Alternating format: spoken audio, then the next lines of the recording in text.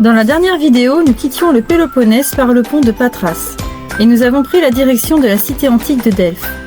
Nous sommes ensuite allés au lac Crémasta dans les montagnes pour la nuit et nous nous sommes dirigés vers l'île de Lefkada où nous avons passé plusieurs jours avant de reprendre la route vers les montagnes direction les gorges de Vikos.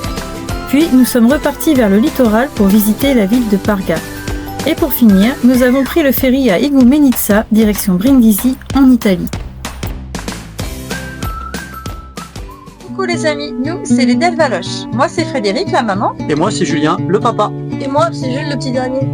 Et oui, les deux grands ont pris leur envol et ne sont pas du voyage. Effectivement, après quelques vadrouilles en France, avec notre camion aménagé, qu'on a surnommé le Tardis, nos envies de voyage ont pris un peu d'ampleur. Et là, une idée un peu folle mais pas tant que ça a germé dans nos esprits. Faire un tour d'Europe pendant 2 ans. Bon, avant tout ça, nous avons quand même eu 1 an et demi de préparation, quelques renonciations et l'achat de notre nouveau chez nous, notre superbe Itineo SB 740. Et nous voilà prêts pour le grand départ. Et c'est ici que nous allons vous partager nos aventures.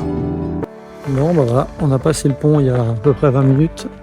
Donc on a quitté le Péloponnèse. Là, on s'est trouvé un petit spot gratuit, hein, comme quasiment partout en Grèce. Il y a un petit brin de mer qui est là, qui fait genre un lac.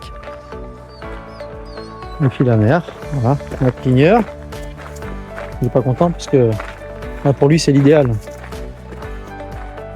La mer est calme, transparente. Et il y en a un qui est déjà dans l'eau.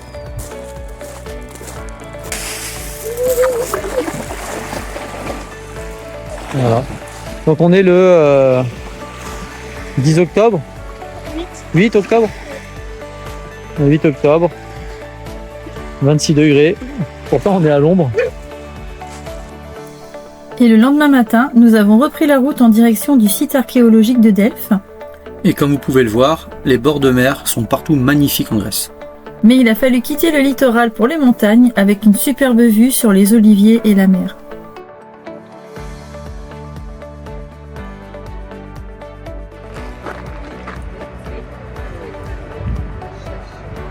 Bon bah nous voilà arrivés à Delphes. Donc on va faire la visite du site de Delphes. Hein chérie? Oui. Visite du site de Delphes. Et ensuite le musée. Et je pense que ce sera les derniers du pays. Les dernières vieilles pierres du pays. Les dernières pieds du pays. Ils sont arrivés à saturation là. Parce que là moi je peux plus. C'est bon, on en a vu de la pierre. Et puis Jules, un petit dernier ou pas après? Non merci.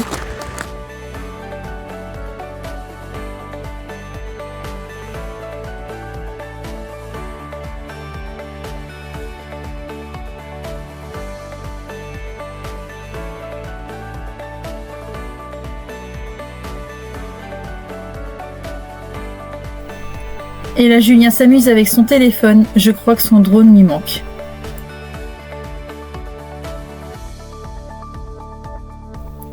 Le site archéologique de Delphes se divise en 2 anciens sanctuaires séparés par la route. Le sanctuaire d'Athéna Pronaia au sud et le sanctuaire d'Apollon au nord. Pour notre part, nous avons seulement visité celui d'Apollon, car comme vous l'aurez compris, les gars en avaient un petit peu marre des vieilles pierres. Complètement même. Et c'est là, donc au temple d'Apollon, que se termine la voie sacrée le long de laquelle ont été construits les trésors des villes grecques. Ce temple a vu le jour en 510 avant Jésus-Christ, mais il a été détruit par un tremblement de terre en 373 avant Jésus-Christ, puis reconstruit en 330, toujours avant Jésus-Christ. Au-dessus de cette zone sacrée se trouve un théâtre, puis sur le point le plus élevé du site, un stade de 178 mètres de long. Et c'est là où nous nous rendons.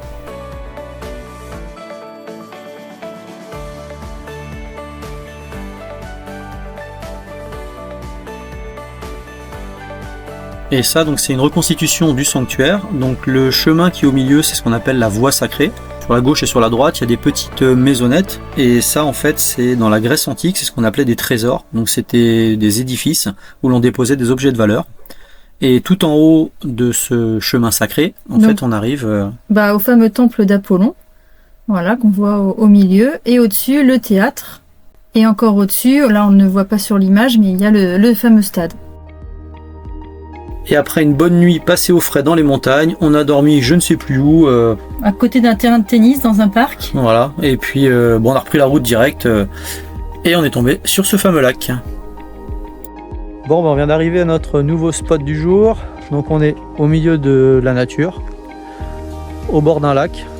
Alors il faudrait, on mettra comme d'habitude, quand on vient d'arriver, on mettra juste en haut le nom du lac.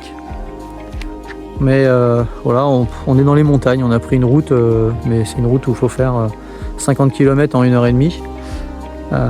Donc ça nous change parce qu'on vient du bord de mer et là on retombe à des températures de entre 11 degrés la nuit et 18 la journée, alors qu'on sait qu'à 50 km d'ici on a Lefkada, une petite île, et dans cette île là on sait qu'en ce moment il doit faire 24, il fera 28 cet après-midi. Petite journée pêche. Alors il y a Jules qui arrive, bon, qui a entendu sa mère dire il est balèze, donc quand il va arriver il va rigoler je pense. Alors montre-nous ta bête. Voilà. Ah, le chien, il n'a qu'une envie, lui, c'est de le manger. Mais on essaye de ne pas leur faire mal. Alors montre-nous ta bête là. Attends. Ah, j'aurais bien le libérer avant. Donc voilà. Bon, petite journée de pêche ça a été, Jules? Ouais. Ta bourriche est pleine? Ouais. Ouais. Fred, t'en as pêché combien? 7, 8? 5? Et tu pêches à quoi toi? Au poulet. On n'a rien pour pêcher. Le plastique. Et aussi au leurre en plastique qu'on a coupé. On fait des petits bouts avec et on a réussi à en attraper. C'est tellement pollué qu'ils mangent du plastique. C'est ça. En Grèce, les poissons morts au plastique, tellement il y a de plastique partout. Alors, juste là. C'est très drôle. Non, c'est pas drôle, mais bon, c'est la réalité. Voilà. On est en endroit paumé, on a un bout de plastique ici. Il y a un gant à côté. Là, on a un enjoliveur qui traîne, on a un bidon en plastique là-bas, des paires de gants. Et voilà, la journée de pêche se termine, on relâche tous les poissons. D'ailleurs Snoop a voulu les attraper. Et en les cherchant dans l'eau, il a appris à faire de l'apnée. On voit des bulles qui sortent de son nez. C'était sympa et on a passé une très bonne journée.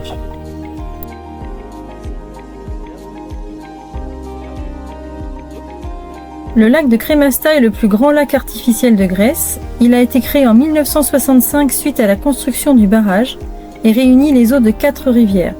Il sert à prévenir les inondations et approvisionne le pays en électricité. Et le lendemain matin, après une bonne nuit de sommeil, nous avons repris la route. Je sais pas trop à quelle altitude on était, mais en tout cas il y avait pas mal de brouillard. 1 heure plus tard, 2 salles, 2 ambiances, on arrive, grand soleil, bord de mer, ça fait du bien.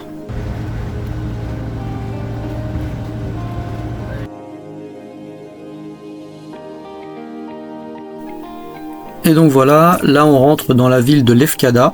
Donc on vient de passer des ponts pour rentrer sur l'île. Et on a préféré en fait aller vers l'ouest, donc à droite au rond-point, pour commencer cette petite visite de l'île.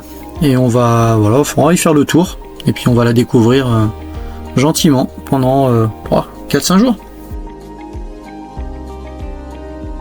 Et après quelques kilomètres, on a trouvé un petit parking qui surplombait une jolie plage. Donc on s'est arrêté et en plus on avait quelque chose de spécifique à faire ce midi.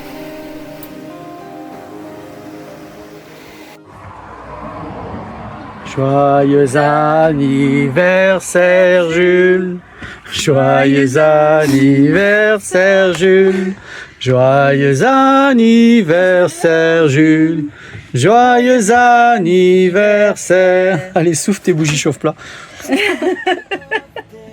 Tu as aujourd'hui 2 bougies chauffe-plat. Ouais. François, si quand tu vas nous regarder, on aurait pu effectivement acheter un gâteau pour l'anniversaire à Jules, mais malheureusement en Grèce et là où on était, on a fait le tour des boulangeries, enfin des pâtisseries, et il n'y avait aucun gâteau digne de ce nom pour le comparer avec ce que tu fais toi. Donc on a préféré se rabattre sur les viennoiseries de chez Lidl. Voilà. Bisous Françoise. Bisous Françoise. Salut. Donc c'est l'anniversaire de Jules, comme vous avez pu le constater avec la petite vidéo d'avant. Et il ouvre le courrier. Alors attends, avant de nous dire, en fait on a la boîte aux lettres du futur. Donc on a une boîte aux lettres qui est ici, que les amis et la famille nous ont fait. Donc c'est une sorte de valise en fait. De valise. Une valise boîte aux lettres, puisqu'à l'intérieur. Temporelle. Voilà. Et en fait, avant notre départ, on a fait une petite soirée. et tous nos amis et la famille nous ont fait des petits courriers pour notre voyage qu'on ouvre en fait à des dates bien précises, donc on regarde à chaque fois. Les dates sont sur les enveloppes. C'est sur les enveloppes, voilà. Donc là, en l'occurrence, c'est l'anniversaire de Jules, donc du coup, il ouvre son petit courrier. Il a plein de courriers. Alors, Bon anniversaire Jules, j'espère que tu passes un agréable séjour. Bisous à Tata, Tonton et Clément. Non. Le Tata, de tonton et tata Bisous à tata Tata et et tonton. de Clément. de Clément. Alors, deuxième courrier.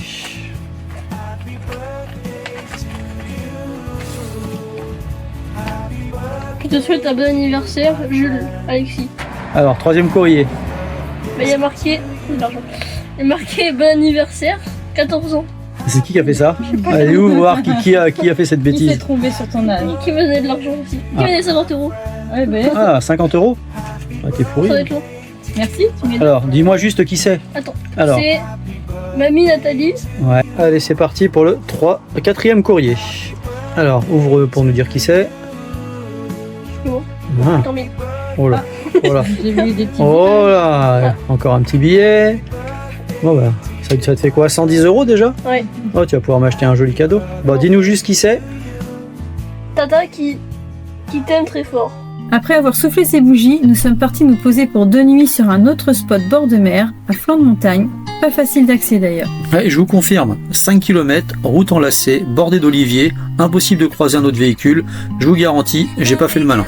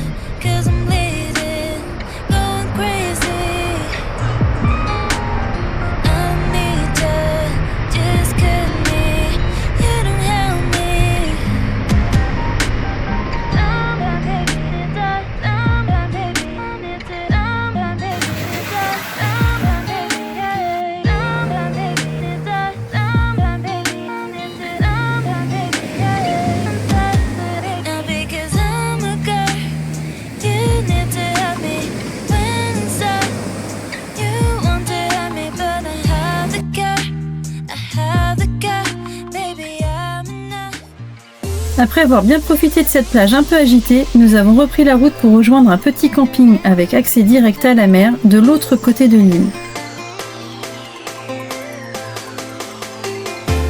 Bien sûr, Snoop s'est baigné, pendant que moi je faisais des lessives, Il faut aller bien les faire. Hein. c'est sûr. Encore des péripéties avec la pêche.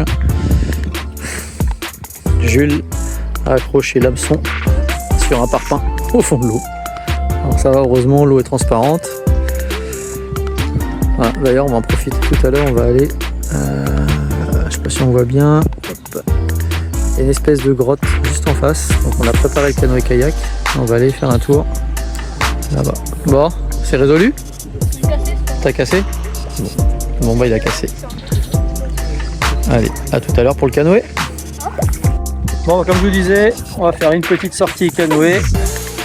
Après les péripéties de Jules et son hameçon magique. Donc on vient de partir du camping qui est juste derrière. Donc petit camping sur l'île de Lefkada.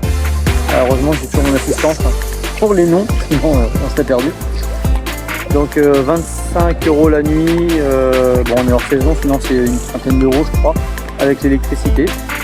Donc bon, ceux que ça intéresse, pareil, hein, vous demandez en commentaire et puis on vous mettra, on vous dira exactement où c'était, mais vraiment c'est top par rapport au prix. Donc comme je vous disais, on va aller voilà, dans la grotte qui est là-bas. Bon. On approche de la grotte. Ouais, regardez-moi ce fond là. C'est quoi à l'intérieur? De quoi? Ah, il y a une chapelle. Hein. Chapelle à l'intérieur? Non, c'est un truc. quoi, ça? Ouais. Coquin. Une feuille qui tombe de là. Ça pue.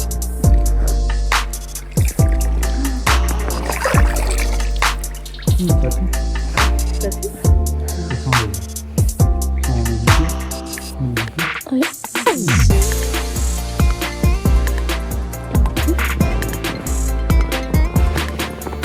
pour le couper.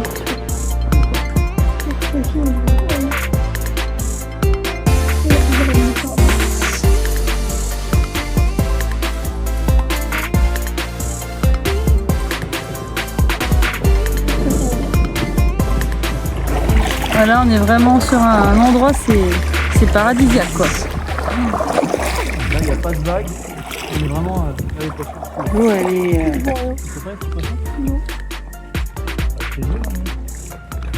transparente, bleue.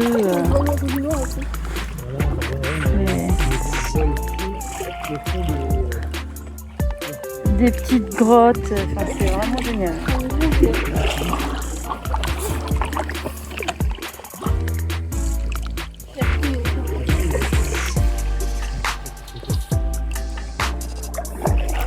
À droite, on dirait le dernier arbre que tu as vu. À droite. Ah oui. L'arbre sur un rocher.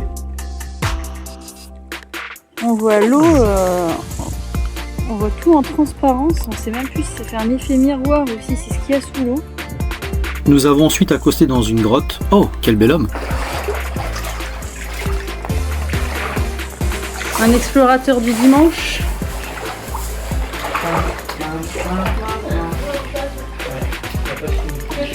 Et une mer paradisiaque.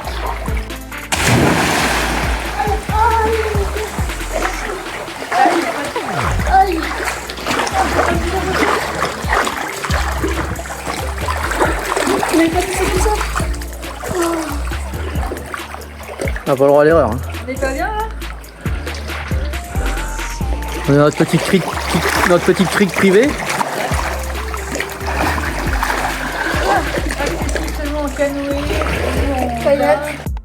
Mais il est temps pour nous de laisser ce petit paradis. Et oui, il faut que tu plies le linge et que tu fasses la vaisselle. Bon courage ma chérie. Merci. Bon, après le soir, j'ai été promener le chien. On a eu la visite d'un petit yacht sur le bord de la crique. Et le lendemain matin, on a repris la route direction Les gorges de Vicos.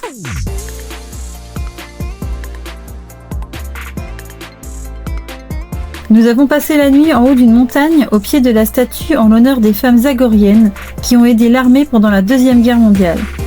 Un point de vue magnifique et l'endroit idéal pour prouver que les hommes savent aussi s'occuper des tâches quotidiennes.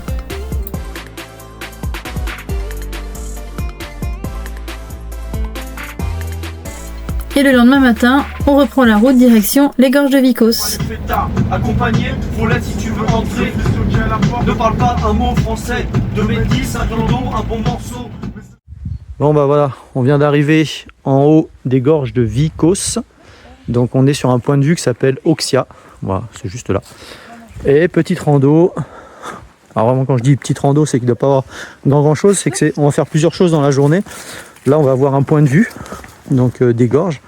Et après on va redescendre à mi-chemin dans la montagne avec le camping-car pour trouver une place pour se garer. Et puis après on va essayer de descendre dans les gorges. Logiquement il y a des petites cascades, des rivières, choses comme ça. Les gorges de Vicos sont classées comme les gorges les plus profondes au monde par rapport à sa largeur par le Guinness des records.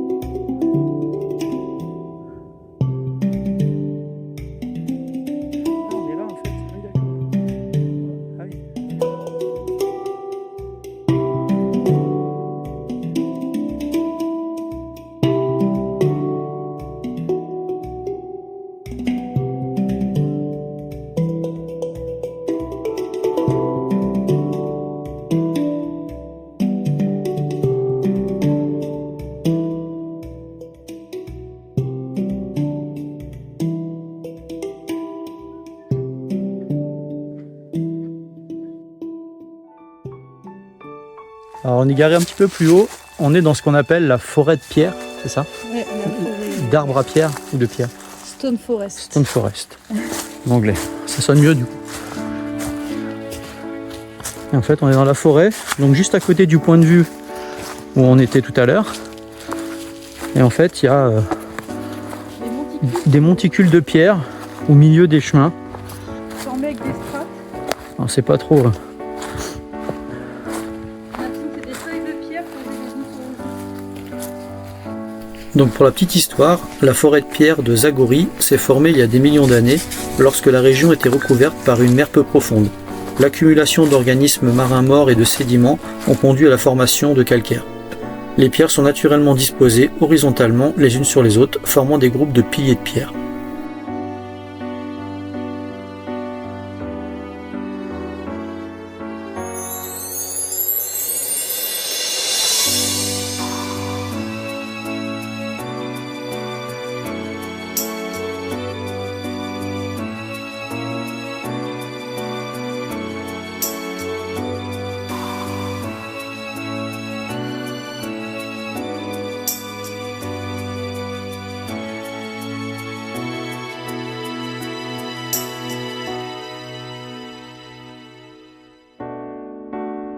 En continuant notre balade, nous sommes tombés sur un champ de cairns, des petits amas de pierres destinés à guider les randonneurs en montagne, mais qui sont depuis quelques années détournés en sculpture.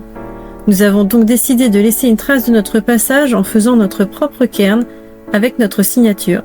Et si quelqu'un passe par ici un jour et regarde nos vidéos, nous serions ravis qu'il nous envoie une petite photo.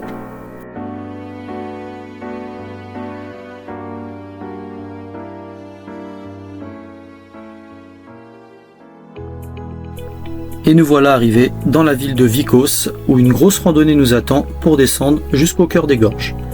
Allez, let's go!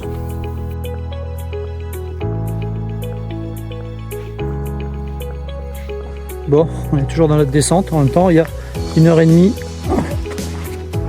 aller-retour, je pense, voire 2 heures de descente et de remontée dans un petit chemin caouteux comme ça. Donc là on est parti de tout là-haut.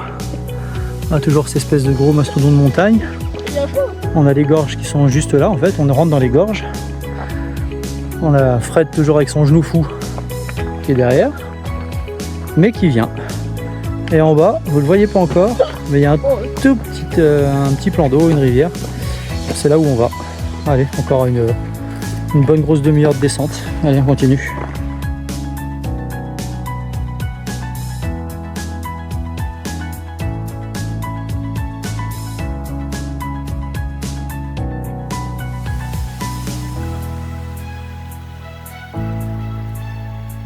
Nous sommes arrivés à destination et nous découvrons une eau bleue et transparente, mais très froide, dans les alentours de 8 degrés. Mais ça n'a pas empêché Snoop la vadrouille d'aller faire sa petite baignade.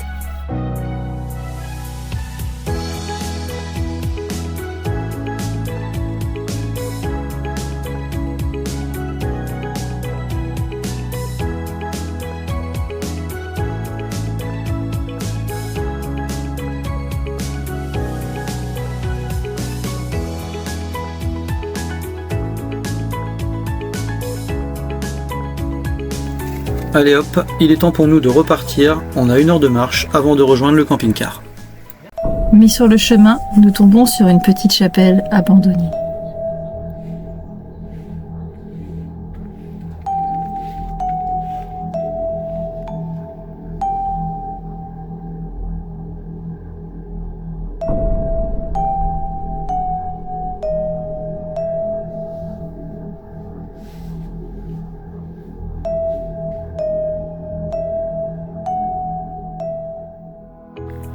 Bon, trêve de plaisanterie, on a encore un bon bout de chemin à faire.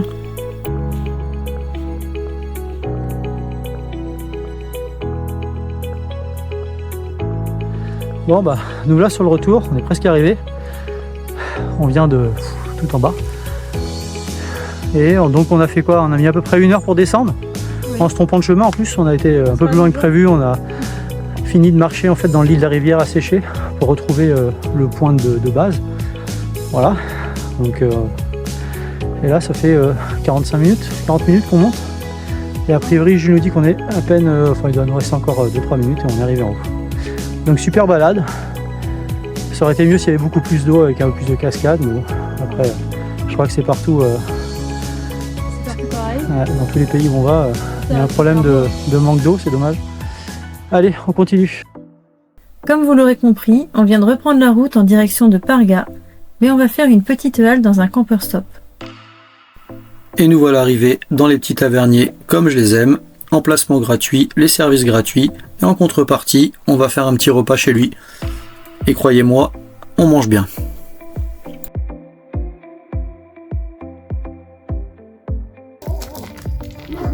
Hola, bienvenido. Donc nous sommes au théâtre de Dododino. Dododino? Dodona. Dodona. Eh ben non, c'est Voilà. Dodone. On découvre comme vous. Je ne sais pas où il se cache, ce petit théâtre qui est censé être l'un des plus gros de Grèce. Notre autre a dit que c'était le plus gros théâtre De Grèce. de Grèce. C'était le premier avant Épidore, mais on le soupçonne d'être un petit peu pas très subjectif. Bon, vous l'aurez compris, ce que je voulais dire, c'était pas très objectif. Et à mon Ouais, avis, si, il se cache là-bas. Tu penses? Je vois un bout de pierre là-bas. Je vais suivre le chemin. Ouais. Bon, je vais te suivre. Moi j'aurais suivi le chemin déjà, on aurait dit. On aurait suivi le chemin. Ne jamais sortir des sentiers battus. Ne jamais suivre mes indications surtout. C'est comme avec Jules. Voilà, je voulais aller à gauche, donc il fallait aller tout droit. Enfin, on n'est pas sûr encore. Bon, finalement, les deux chemins mènent au théâtre, donc ni l'un ni l'autre avait raison. Ça dépend dans quel sens on veut faire la visite.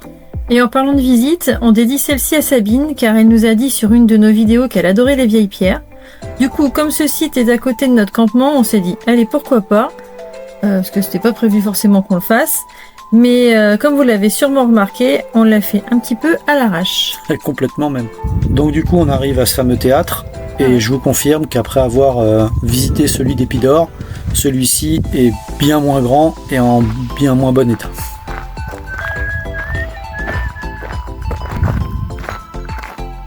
Alors, est-ce que ça fait le même effet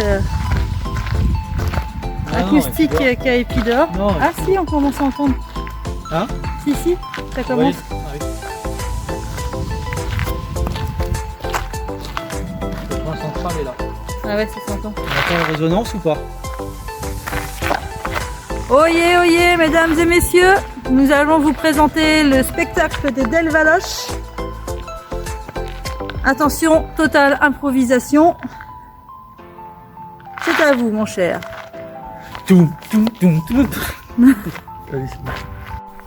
Bon, vous l'aurez compris, elle m'a cassé les pieds avec son improvisation. Moi, j'avais juste une envie, c'était de partir de là, retourner voir mon petit tavernier. Il faut avouer qu'on était quand même perdu au milieu des montagnes, mais malgré tout, on s'y sentait tellement bien et on y mangeait tellement bien qu'on a décidé d'y rester pendant 2 nuits. 2 nuits. On a pris un petit déjeuner bien copieux et ensuite on a pris la route direction Parga.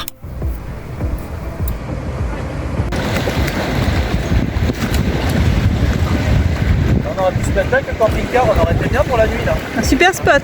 Hein? Bah ouais, on n'aurait gêné personne, c'est bien. Ah non, on est au bout là-bas.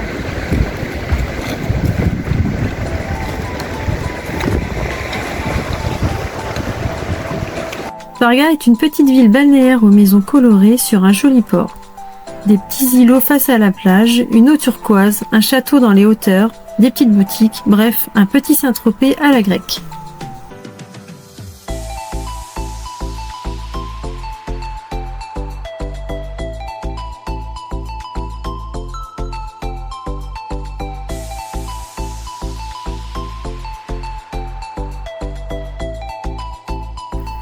Nous y avons passé quelques heures avant de repartir à Igoumenitsa pour prendre notre ferry.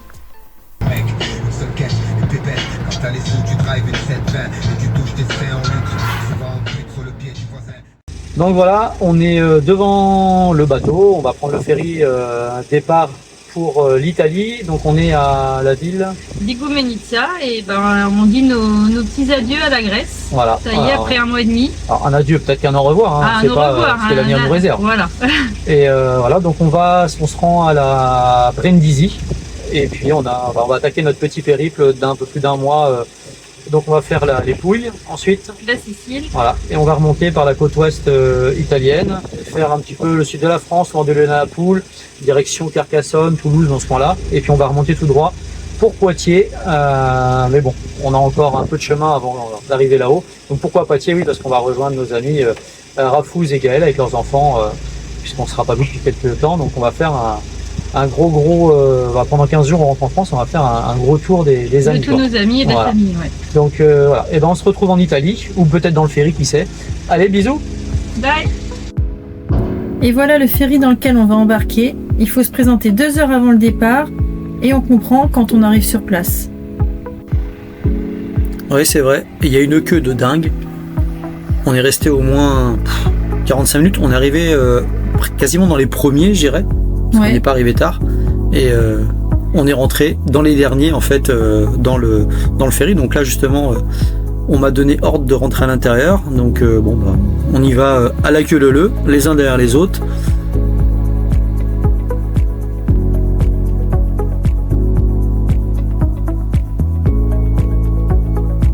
On a beaucoup attendu aussi parce qu'ils ont fait rentrer tous les poids lourds en premier et ça prend pas mal de temps. Oui, c'est vrai. Les derniers en marche arrière en plus ils sont rentrés. Ceux-là qu'on croise là, ils sont rentrés tous en marche arrière. Donc là j'arrive enfin au bout de ma ligne droite. Donc l'agent en fait qui est en face, là, on va couper parce que on voulait pas filmer les gens. Donc me demande de venir à gauche. Donc là je vais prendre le petit ponton et j'ai attendu dans le véhicule en fait. Que la plaque dans laquelle je suis monté en fait, elle était elle se relève, elle était inclinée, voilà, c'est relevé, elle s'est mise droite pour le trajet pour pas que le véhicule reste penché vers l'arrière. Bien sûr, on a fait le tour du bateau et surtout on s'est promené sur le pont.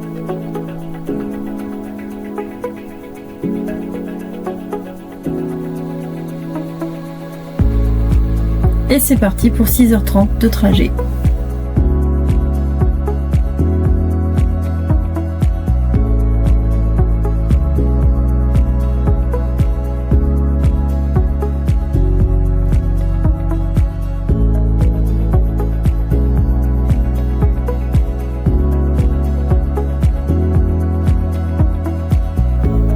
Allez, addio la Grèce. Et benvenuto in Italia.